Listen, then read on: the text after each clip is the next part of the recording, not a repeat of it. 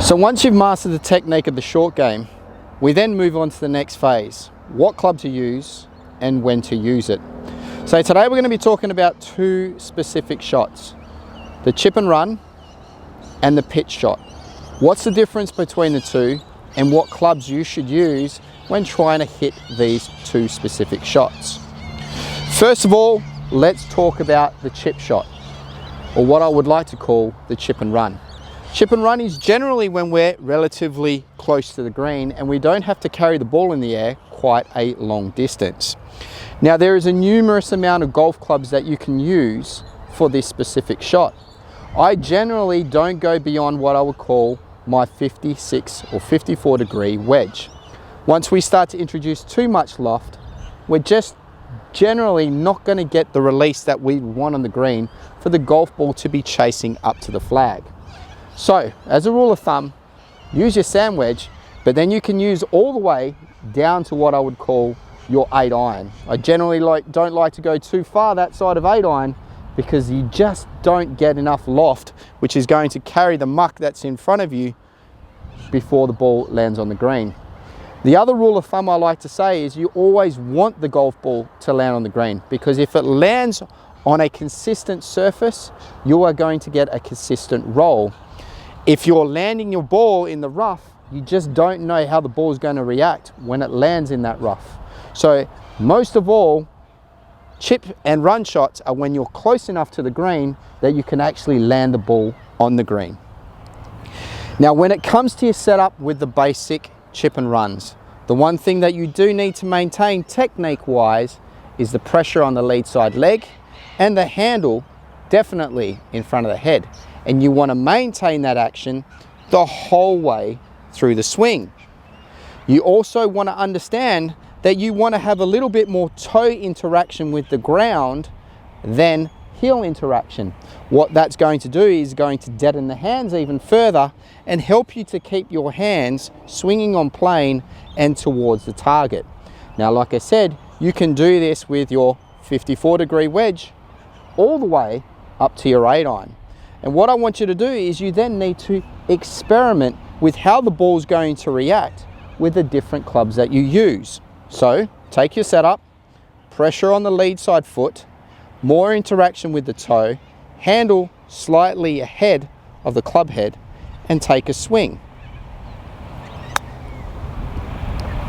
As you'll see there, I didn't get so much run with what I would call my 54 degree wedge. So let's go something a little bit more less lofted. And we're going to grab our 9 iron so we can really see the difference between how the ball reacts when it hits the green. Again, same technique, more interaction with the toe, handle ahead of the head, pressure on the lead side leg, same swing length. And what you'll see is that golf ball runs a considerable amount further. So that's what I would determine as what I would call your basic chip and run shots. It's one shot that a lot of golfers don't use but should use a lot more often because it's a lot more simple. Let's have a look at the pitch shot. So we've moved further away from the green and now it turns from a chip and run shot into what we would call a pitch shot. It also changes the clubs that we're going to be able to use. Generally now when we get to this sort of distance away from the green, I like to think that we start to eliminate the 8 and 9 iron, and probably the most or least lofted club that you're going to use is your pitching wedge. But now we're starting to introduce the 58 and 60 degree wedge, generally because we want to generate a little bit more loft, but we also want to generate a little bit more stopping power. When we're hitting pitch shots, we're able to carry the ball a lot further. We're landing the ball a lot closer to the hole. But technique wise, not too many things change, but our swing length may vary a little bit more. When we're doing our general, what we would call bump and run shots, our swing generally doesn't get anywhere above hip height. Once we start to move into a chip shot, we're going to be introducing what we would call a little bit of hinge or a little bit of wrist action into the shot. So the swing goes up a little bit longer. And because it does this, we create a more descending blow and a little bit more of a release action into the golf ball. The other thing that changes is the handle's not so much upright like the chip and run. The handle's a little bit flatter. And because the handle's a little bit lower, it means our swing is moving on a little bit more of an arc, just like we have with our long game swing. But with regards to pressure, it remains exactly the same. We're still going to maintain more pressure on the lead side foot. The handle is not going to be as far forward as what we would like in our chip and run game. It comes a little bit more central, more towards our sternum. But the hand action through the ball, we're trying to maintain a good handle position throughout the whole swing so that we can get the ball up into the air. So again, take your setup, more pressure on the lead side, handle a little bit more lower. From here, take your backswing, which is going to be a little bit longer.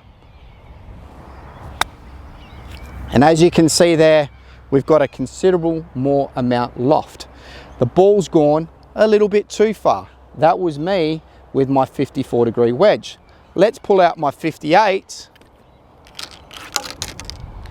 and see what the difference is with regards to those two swings. Again, we take our setup, pressure on the lead side leg, handle at the middle of our setup with regards to the handle at our sternum, and from there, same length of swing.